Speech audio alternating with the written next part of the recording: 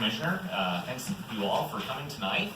Really appreciate that. Wanted to start with a picture that's in one of the halls of our office building at 6 Beacon, which is an old picture of the Esplanade. I think it's about it's in the 40s, I believe, but pre-hot shell, which is pretty cool. And to show the true park nerd that I am, I do go around taking pictures of photos in parks, but also pictures of photos of parks, and that gives you kind of an idea of what kind of guy I am. So what we're going to do is we're going to talk a little bit about my role. I work for the Trust for Public Land. We'll tell you a little bit about that. I'll tell you about my group specifically, and then we're basically going to do a little survey, a little tour through city parks. We'll talk about Boston specifically. We'll talk about some of the trends that we're challenged with in terms of thinking about city parks. We'll talk about public-private partnerships, which is kind of the heart of the discussion tonight. I'll give you some examples of some great parks and some great partnerships that are going on, and then we'll wrap up, and I'm happy to take questions.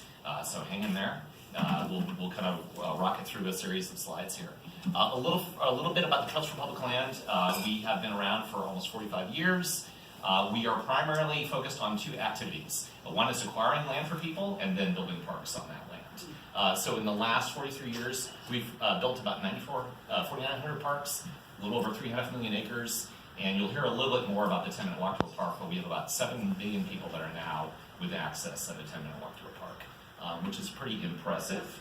I've only been with the organization for about a year, so I cannot take credit for any of this, really. But just to give you an idea of the types of parks that we're creating now, this is 6 cities. On the upper left is Los Angeles. It's a Benito Juarez Park, which is done by an artist. The middle, the one on the right is the 606 in Chicago.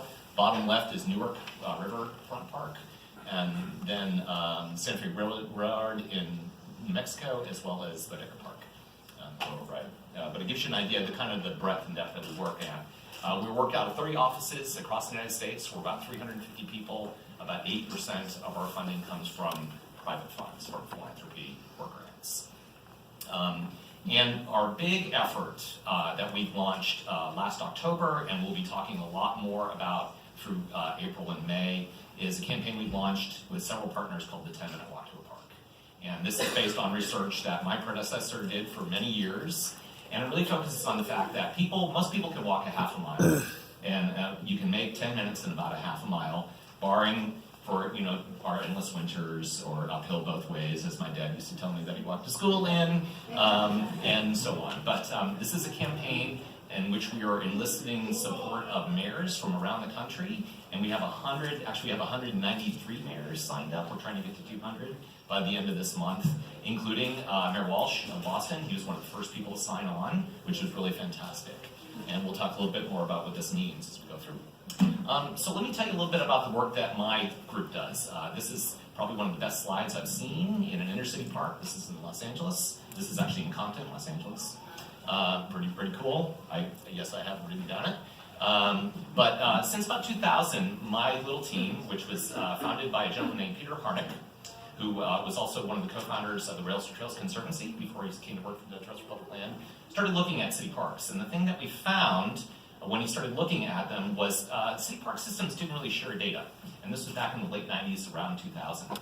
And he's like, it'd be really good if we could compare and contrast cities and what they're doing and what best practices are and all that sort of thing.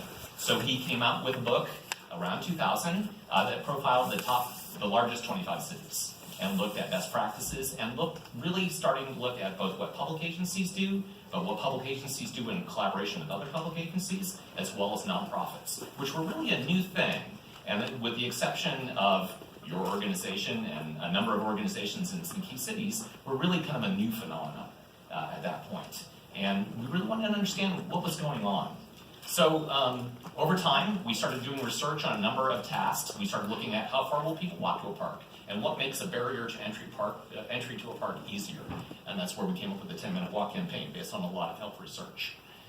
We also started looking at what are the elements of a key city park, and what are the economic values of the city park. We actually have a group of 3 people now at the Trust for Public Land that do nothing but economic analysis of city and county park systems. And they can give you a dollar amount of what that park system is worth to that city.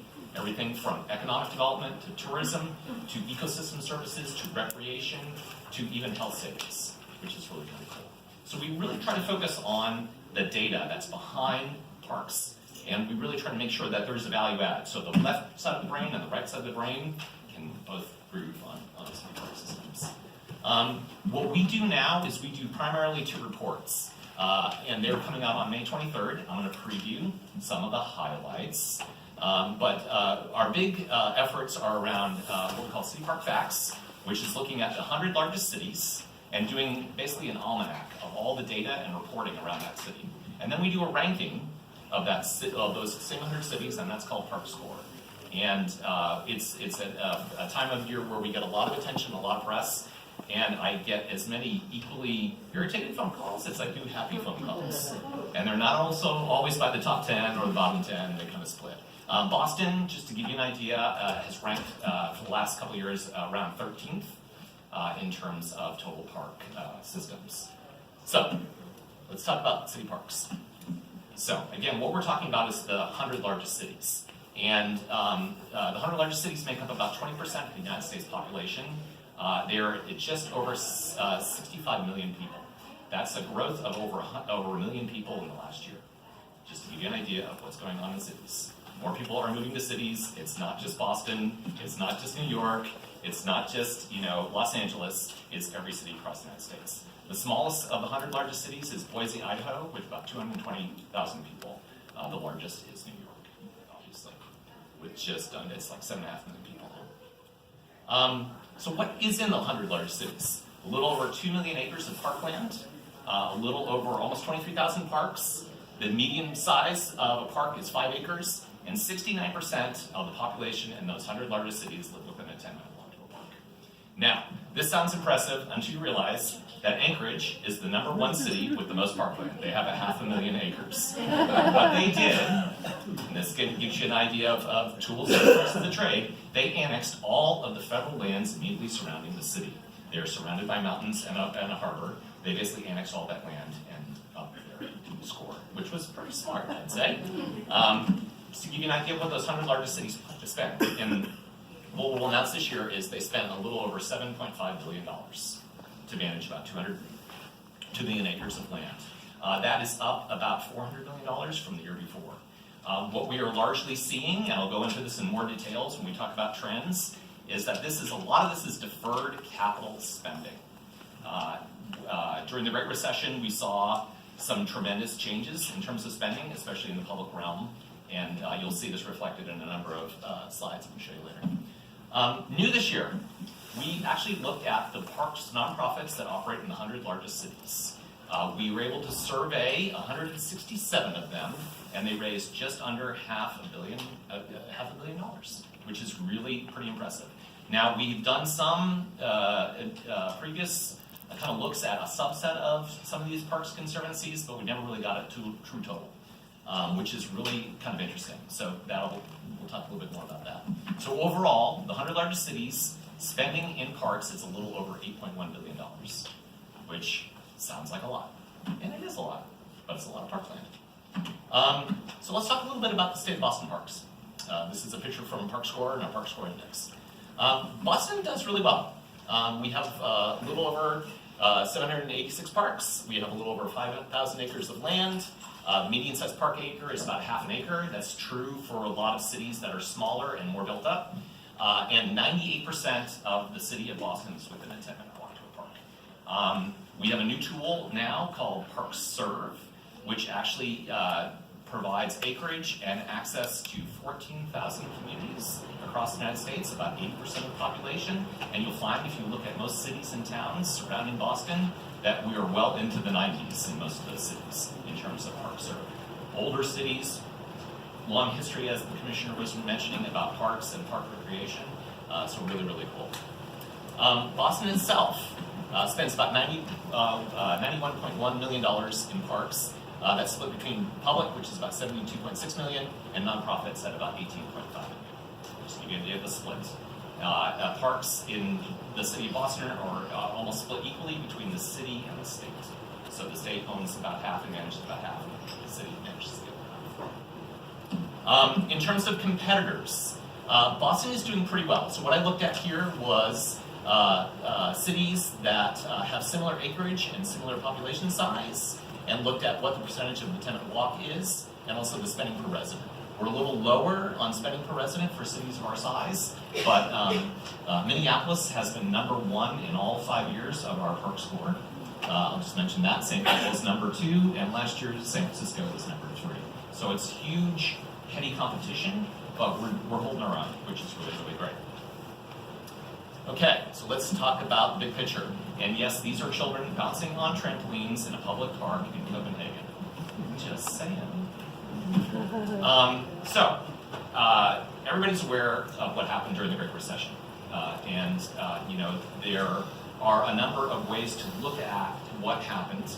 But I think one of the most instructive things to look at is this report called the National Infrastructure Report, which is pretty nerdy. It comes out every 4 years after a new president is elected, and it rates every aspect of infrastructure, which includes parks, which is fantastic. That's the good news. The bad news is that parks were ranked at D+. Now, I gotta say, not much of our infrastructure does much better than in the seas and the beaches. But the big challenge that we've had with our national park system, as well as our state and local park systems, is a backlog of deferred maintenance. And you guys are no strangers to this, but just to give you an idea, we have almost $12 billion in backlog for just the National Park Service alone and their parklands. And when you add in all of the state deferred maintenance spending, it's about $112 billion. So that's a challenge. We have good news coming and going in our park system, in our cities, but we have challenges going on at the state and federal level and in other cities beyond them. And then to look at what trends in terms of spending are going on, we actually know a number of folks at Penn State University, which has a great graduate program in recreation and park spending. And they did a survey based on looking at trends in spending for every city in the United States.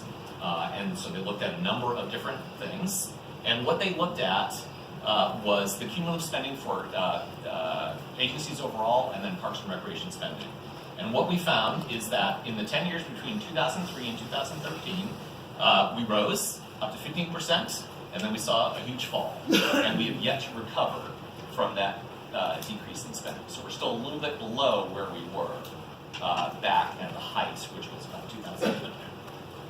And what we see in most cities is that Parks and Recreation sees the most huge decline of any other city services.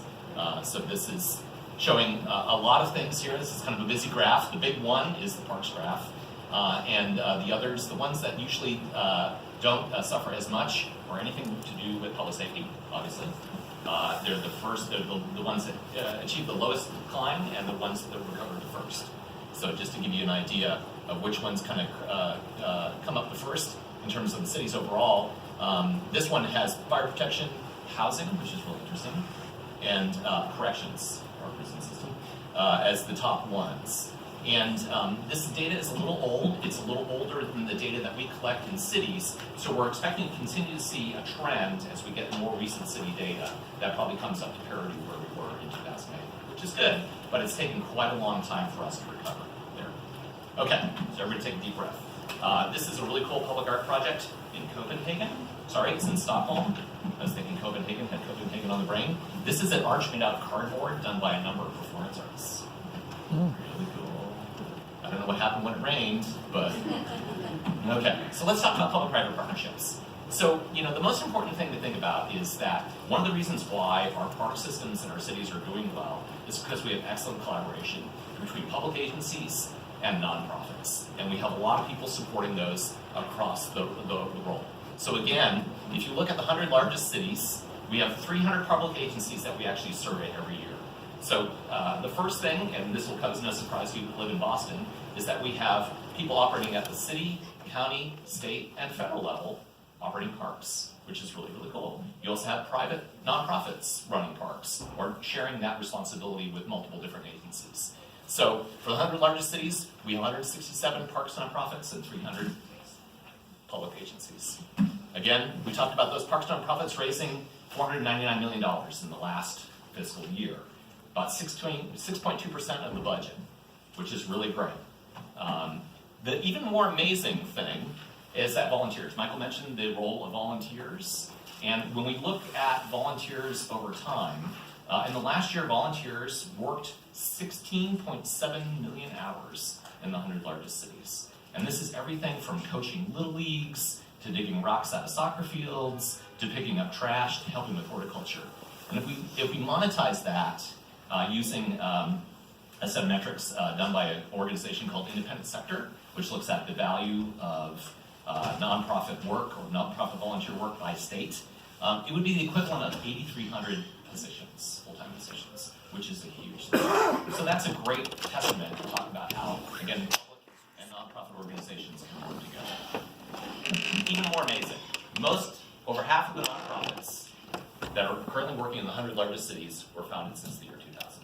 This is a really, really new phenomenon. Organizations like the Central Park Conservancy and the Prospect Park Alliance in New York are known for being around since the 80s, but they're really the exceptions to the rule. Most organizations have come out very, very recently, which is really cool. So what are the best practices for these organizations? What makes them really, really good? And it's a number of things, but the most important thing is having really a good parks agency that works with strong nonprofit partners and brings the community together. And it's those things that really kind of make sure that everybody's working together, communicating, cooperating, and looking at things. The other thing is really looking at funding. The challenges with our public realm are trying to get enough money to manage the parks, to manage the increase in the visitation of parks, to manage the deferred maintenance, to manage all the things that we need to manage. And our nonprofit partners can help kind of bring more resources to bear there. So there's a lot going on in this realm, and there's some great examples. Another thing that we're just really starting to get our minds around is understanding and park usage. I think the commissioner mentioned that the Esplanade is probably one of the busiest parks in the state system. How do we manage that? I mean, how do we kind of count that? We're looking at a number of ways to use cell phone data, to look at more historic counts, to look at social media posts. That's a new one that our GIS folks were telling us about today. We'll see how that goes. To kind of figure out, what are the trends? What are people seeing? How many people are they bringing? What's going on? If we can really quantify the number of people that are visiting our parks, the number of families that are coming to our parks, it will make it much easier to go after other opportunities for funding, programming, and improvements. And then finally, it's really thinking about an expansive approach to both operations and programming. And I think this organization is doing its very best to kind of think about, how can we expand the pie? How can we take on some things? How can the state take on some things? How do we make sure we manage this for the public realm? How do we keep it open and accessible? But also, how do we improve it? So that's a lot of really good kind of best practices that we're following. So I want to kind of tell you about a few organizations that I've either studied or I've worked for. The first is Brooklyn Bridge Park in New York. This is fairly well known. I know we talked to several members in the room that live in Brooklyn. And they talk about it. This is one of my favorite public art sculptures that they did. It was called Oi and Yo, depending on which way you were looking at it. Yo from the Manhattan side and Oi from the Brooklyn side, which is where I'm at. Kind of fun. Bridge Park is an amazing park. It's a series of piers. It's an absolutely artificially built and managed park hard by the BQE, which is very loud. And under two bridges, the Manhattan Bridge and the Brooklyn Bridge, and the Manhattan Bridge has a subway train running over it about every 3 minutes. I did a 1 day a week of horticulture when I was there for about 6 months, and man, it was loud. It was like the loudest park I've ever worked in. But they also do great events, great movie nights, great performance space, great food. They have one of the most amazing public barbecuing and picnic areas in the city that is made up of these old long tables that are under umbrellas that were all resalvaged wood from different piers. And it's one of the few places where you can barbecue legally in New York. There are very few, actually. But it is like packed from like morning to night from about April through the end of October. Really, really cool.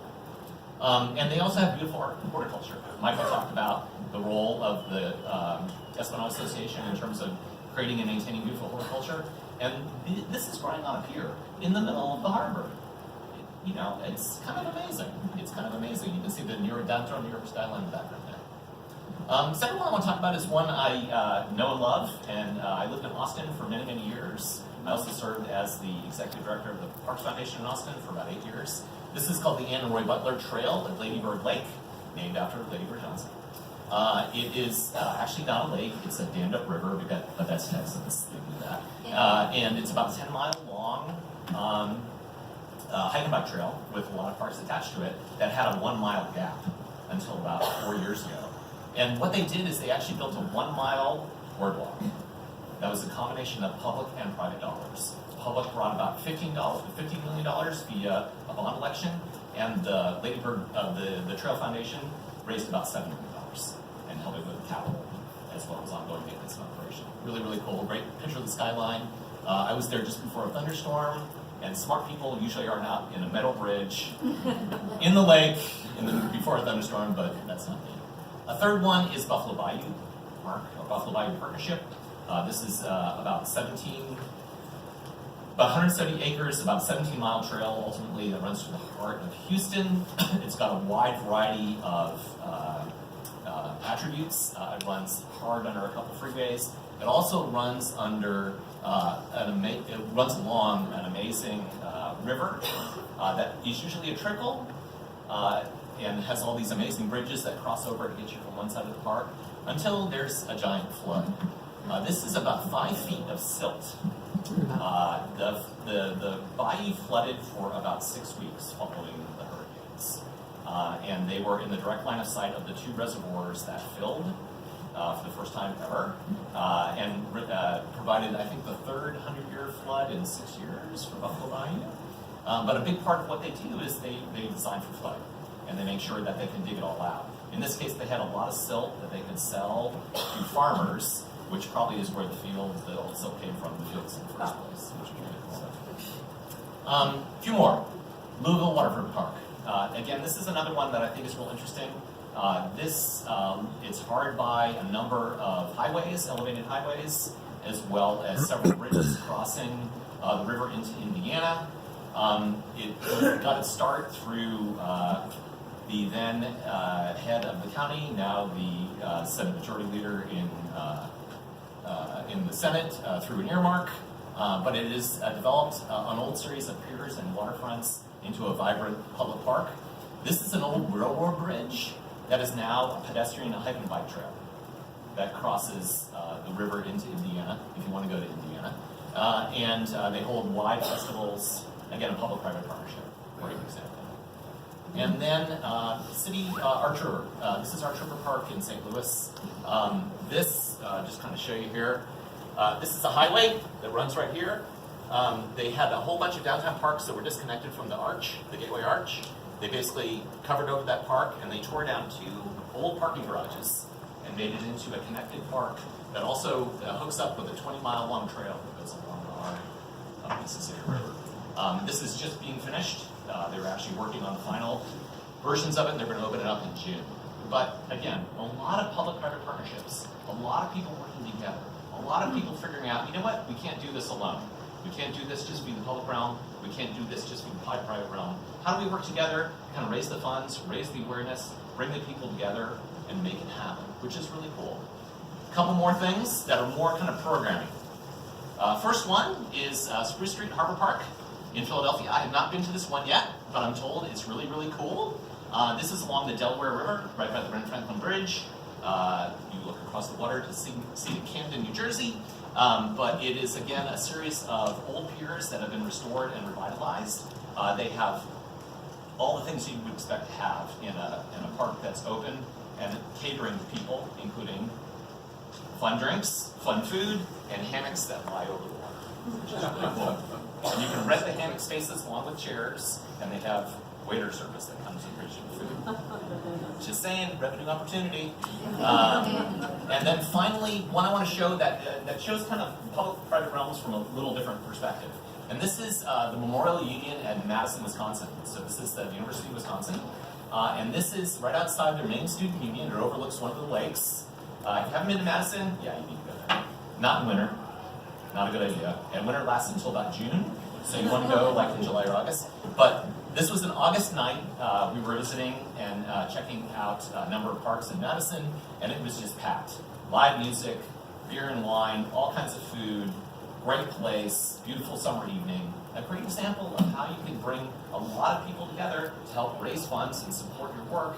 They have fun, you get money, you can do more improvements and you can do work. So, just kind of reiterate what I wanted to kind of talk about tonight. Again, partnerships are really a collaboration. And you know, one of the former heads of Park and Rec in New York, Jack Lynn, always said that, he goes, you need to think of conservancies as a plan B. It's like, it'd be great if we can get everything fully funded as a plan A, but plan B is a good thing. You need to think about that. The second thing is public agency is really responsible.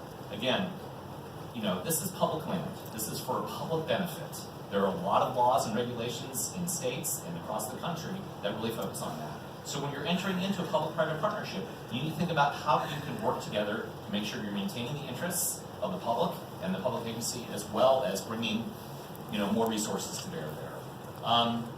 You know, trust, continuous communication, more meetings than you ever want to have.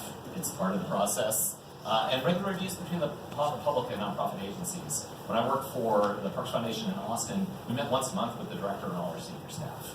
And it was just a really good way of just making sure that we told them what was going on, the projects we were working on, what was late, what was early, and what we were doing, which was really good. Master plans help a lot. I've had a number of friends that have worked in park systems around the country that really kind of say, you know, master plan is a really good thing. Even if it's the outlines of a plan and you work toward that plan over time, it makes a lot of sense. And then funding from a wide variety of sources. Again, what nonprofits can bring is a lot of resources that the public realm may not be able to go to and ask for money. But you, as a representative working in partnership with that public agency, can. So that's a really good thing. Just want to mention one other thing, earned income. This is a big trend, and Michael and I saw this firsthand working for our former West the Greenway, who was really into earned income. But I just want to kind of show two organizations that have done a really, really good job of getting earned income from a variety of things to help fund their operations. And what this shows is any kind of special events at the top, program services, which are basically fees for the surrounding property owners that they do, and then all revenue totals and what the percentage is. So as you can see, earned revenue is really coming up. And there's a lot of ways that you can creatively and thoughtfully do it to make sure that you're getting money that helps you pay for the park. So it's not just about philanthropy, which is really important. It's not just about grants, which are really important. It's also about earned income, which is really important too. So that's it. 100 largest cities. There's a lot going on. There's a lot of innovative partnerships, and there's a wide variety of funding.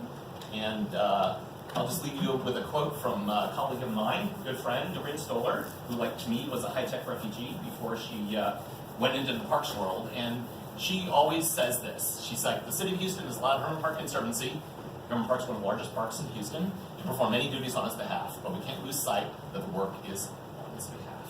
And that's really the most important thing to remember. So, stay tuned for the 23rd of May, when we release both Park Score and City Park Facts. You can find out where Boston ranks in the 100 largest, as well as the 100 largest cities. And I'm happy to take questions.